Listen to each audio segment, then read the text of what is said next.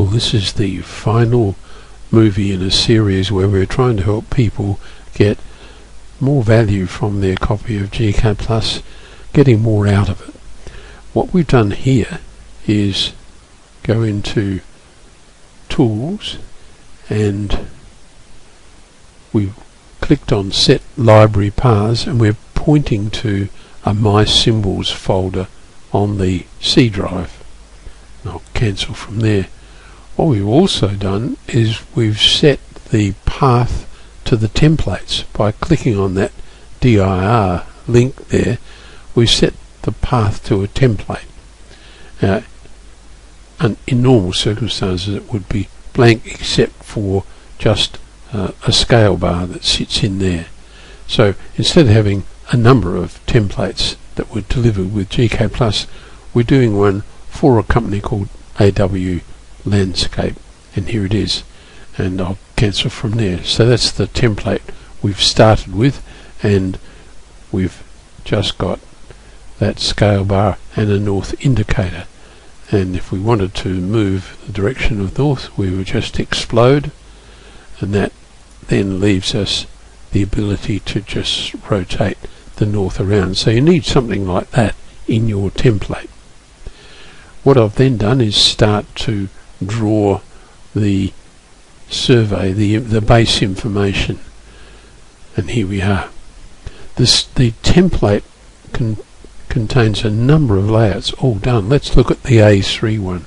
So you can see we start just with the scale bar and north indicator, and then a title block down at the bottom, and we clearly will need to fill out the information for this particular site in there. Let's go back to the model now. So we draw our base plan information in, and if I select any of these you can see it's on a layer called L-survey. So our template already contains those layer names. It's just a matter of drawing. In fact, a lot of people will draw on layer 0 and then just move what these boundary lines and the footprint of the house, they'd move them onto that survey layer at a later stage. Once that's done, we can move on. In your discussion with clients, you may well have found that the client doesn't want such a formal design, and you decide to demolish that existing driveway. So you just grab those individual lines and just move them onto a layer that is already there, a demolish layer, and I don't have it, so it would have been a good idea to put that layer in the template, and I haven't done that as yet. So I'll just make that new layer.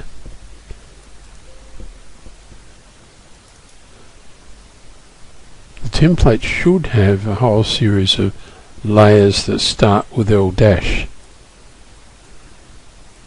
reason for that is it corresponds to an international standard where any landscaping work goes on layers prefixed by L-.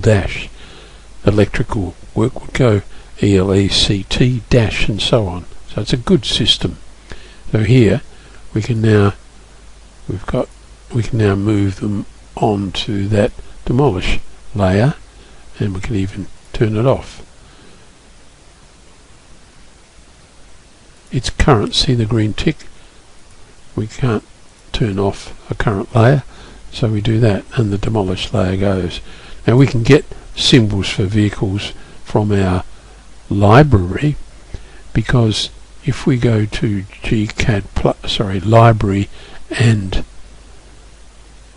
My Symbols, here we can reach that My Symbols layer, and in the My Symbols we've got a whole series of details of lawns and dry beds and pergolas and so on, and we would include some vehicles in there, and these would be vehicles that we want to use. You might put your CAD file for a Mercedes sports car there if that's your want. So we'll cancel from there. So we're moving along, and the next thing we would deal with would be what I would call hardscape. So we have a hardscape layer, and we'd work away and put in a new driveway, and maybe this client and you are focused on environmentally sustainable design work, bringing in some natural rocks, and you might be thinking about a dry riverbed through here, and this is of course the one that we've been working on in this series, a driveway that has a permeable surface and some interesting river rock paved walkway around here, and some other details including hollow logs and so on. So we are free from our concerns about planting and so on. We're just focusing on the hardscape layer. When we're totally satisfied with that, and of course as we're changing things, the presentation sheets are building up, and they happen automatically because it's all set up previously. Of course we have a site that is some 20 metres by some 15 metres, but we could be working on a much larger site, and for that you'd have a different template, a template with some drawing sheets set up with a much bigger space. The next step of course would be to, after we've put in our garden beds and maybe our lawn and so on, built that hardscape layer up, we'd start thinking about the plant symbol.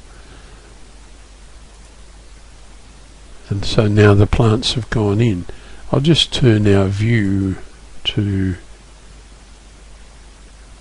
background colour of white just to show what it might look like on the final sheet, although to get there of course I could go to that view of the design. So the planting is going in. I don't have any existing trees or shrubs, but what I did want to show at this stage is a very convenient way of bringing in symbols that are already programmed or customized with their botanical name. And to do that I'm going to go library and plants and my symbols, and we'll go into plants and into palettes. So AW Landscaping has got a palette which is just a simple drawing, but it contains a number of species symbols, as we'll see here, and we can bring them in one go. They're of course already in, but put that to one side for the moment, and we'll insert it into the drawing, and I can pop it down. Now if we explode that group, and note that symbols are already sized, we know that there are there's a eucalypt, some existing eucalypts here, so we can pop those down into position. They're already existing. But any of the other symbols, such as this one here, if we look down in the tagged area, that's a block, happens to be called E05, but it's already tagged with the botanical name and so on. So we can generate a plant schedule very easily already at this stage. So we, in order to put that one in, well, in fact what our designer did was pop it in that position there. But I hope you can see that dressing the drawing up, if you like, with new symbols is just a matter of dropping them in and rotating them at will, and it's already named for you, and generating the plant schedule is a breeze, because you just go plant schedule and draw the standard schedule and input our text height, corner point, and like so. So in goes the plant schedule already generated. So the amount of work that I have to do is minimal, and we can build our drawing, and we can spend our time focusing on the design process. So here we've got a collection of plants that once established will grow in the rainfall and soil conditions of this site. That let's turn on the text layer, and we'll go back into the model here. Our designer has looked at where the stormwater drain outlet is, taken water from it into an inlet to this dry riverbed, put a little bridge across here, a bird bath, and a whole lot of interesting things. Where some screening was needed, there is a need for a rain garden planting bed, and on it goes. So it was very simple to build this drawing once all of the ingredients that we know we're going to use, not only in this design, this job, but in future jobs, that they're there. So I hope that concludes this series now, and if you've been following through the 12 of them, you would have got a pretty good idea, I hope, of how to customize your copy of gCADplus, and particularly the My Documents folder, to gain a lot more out of your copy of gCADplus.